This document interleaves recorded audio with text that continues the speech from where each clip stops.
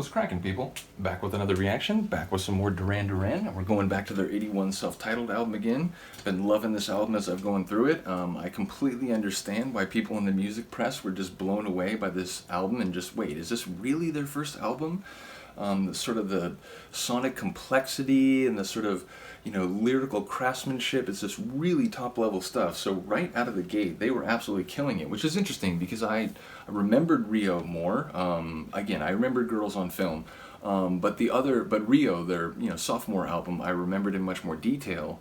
And so it's been interesting to hear this because it's like, wow, this is on that same level, and I don't understand why the radio stations where I lived weren't seemingly playing tracks from this album as much. Nevertheless, I feel like I talked a lot at the beginning of the last video, so we'll get to it a little more quickly here. We're going to listen to Friends of Mine, and this is a tune that multiple people have commented on. I think a couple people requested outright, so obviously this is going to be a significant tune. Very excited to hear it. Again, I don't know, as far as I know, I haven't heard it, so if it starts and it recalls something, I will mention that, but as far as I know, this will be a fresh listen, so let's get into it. This is Friends of Mine by Duran Duran on their 81 self-titled album. Oh wow. Woof. Again, shout out to Nick Rhodes and their keyboard synth work. Someone was saying he taught himself how to use the gear, and wow. I mean, I know there's a lot of people that sort of, just started working with it on their own, but someone was telling me they were basically like teenagers, maybe very early 20s at this point.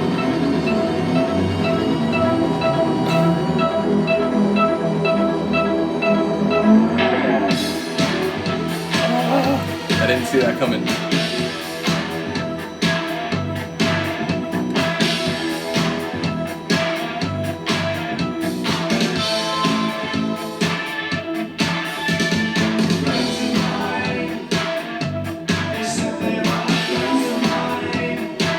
It's got a wickedness to the tune.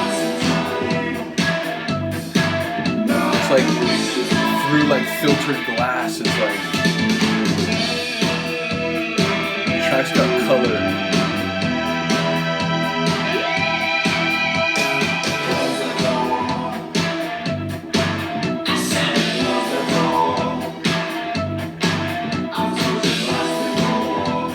Latch the door. Urgency.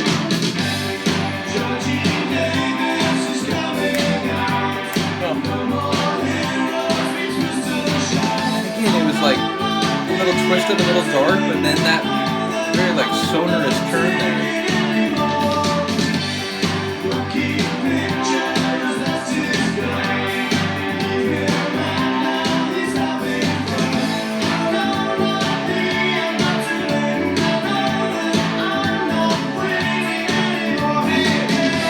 Okay.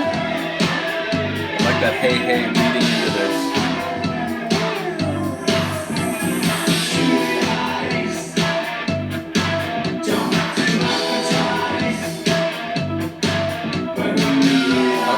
Everything. I'm hearing the little guitar lick, I'm hearing the bass doing its thing.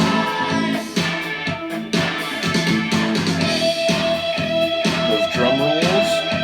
Oof.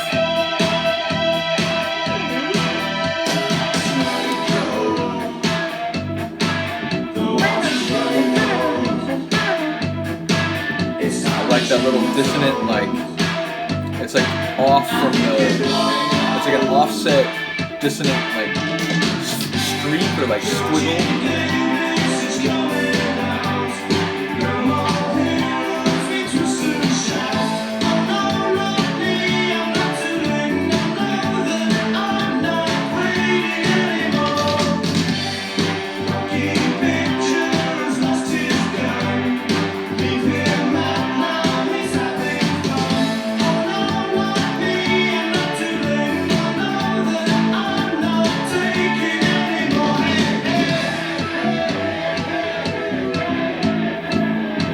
That last one was I'm Not Taken Anymore.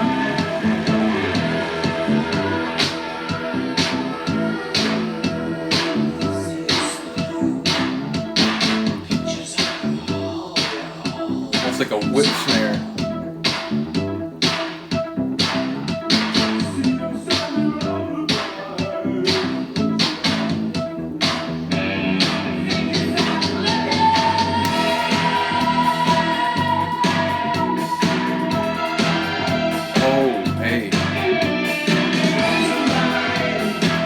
that dissonant synth. It's like a mysterious kind of synth.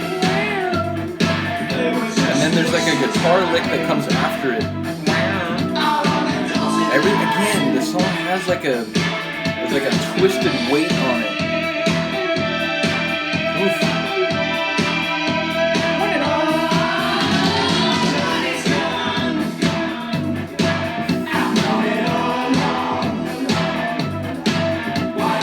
Sort of incredulous sometimes, like I could have been listening to this stuff for like 40 years almost. Maybe when I was 3 or 4, so like for 37 years. Better late than never, right?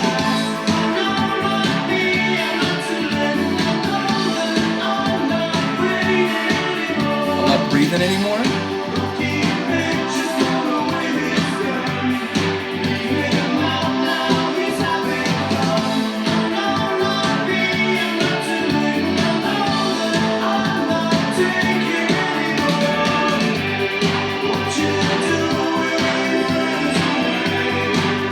Maybe recalling something. I'll wait till the end.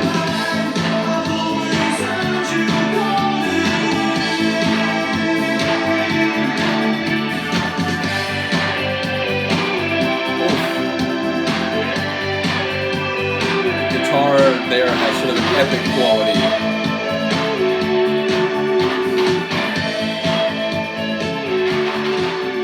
Listen to the percussion, like rattling sort of rickety percussion.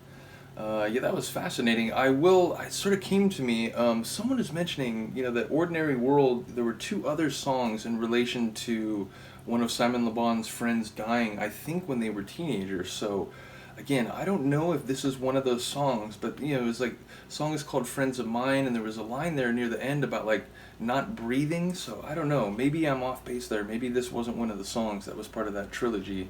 But yeah, toward the end, like it felt like there were maybe a couple lines that suggested something even darker than I was already sort of thinking. But yeah, I'll have to listen to that some more, maybe pick up some more of the lines. I only seem to catch a few, but that was very interesting. And as I said, it wouldn't surprise me if the lyrical theme like is a bit darker, in the sense that the Sonics really had this sort of like filtered through like smoke, or again like tinted glass. Everything just felt like a little warped and a little like weighted, but I love it because it gave the track a real sort of atmosphere, a real sort of dissonance, even though, as I mentioned along the way, there were a couple moments where it seemed to kind of smooth out and hit some more sonorous notes, including, I should mention, that guitar at the end. I called it epic, but it was sort of like soaring up over the top of all those sort of weighted, twisted sort of sonics. So that was great. I really did enjoy it. There's not a tune on this album that so far I've been like, yeah, I could, it's hit or miss. That was really fantastic. I think, as far as I know, I only have one left to go, and that is To the Shore. So I'll get to that one soon. I am trying to jump around though, so I might do a couple songs from other albums before I come back to it. But yeah, like I said, let me know what you think of this one. Let me know if To the Shore is a favorite of yours, and if you have anything to say about it before I get to it. But yeah, I really appreciate all you Duran Duran people. Again, I mentioned a few names, but like Michael, and there's so many other people who've started to comment on these videos. It really warms my heart. Just makes me want to keep plowing through their catalog and just enjoying their songs and appreciating what they've been doing for, again, like 4 decades, even if I had a very brief sort of glancing, or like double glancing interaction with their catalog up until now. So yeah, big ups to all you. Hopefully you're here for the final song on this album, as well as any others on the other albums. Let me know if there's one that you particularly like to hear. I'm still in the process of getting some of the albums, like Big Thing I don't have yet, and what is it, Anthem. There's definitely a few that I don't have, and I can't get them all at once, so it might take a little while, but eventually I do plan on getting them all. Pop Trash I also don't have, so yeah, I'm still working my way through, but yeah, let me know if there's one you'd like to hear in particular. Other than that, thank you for listening and watching, and I will see you next time.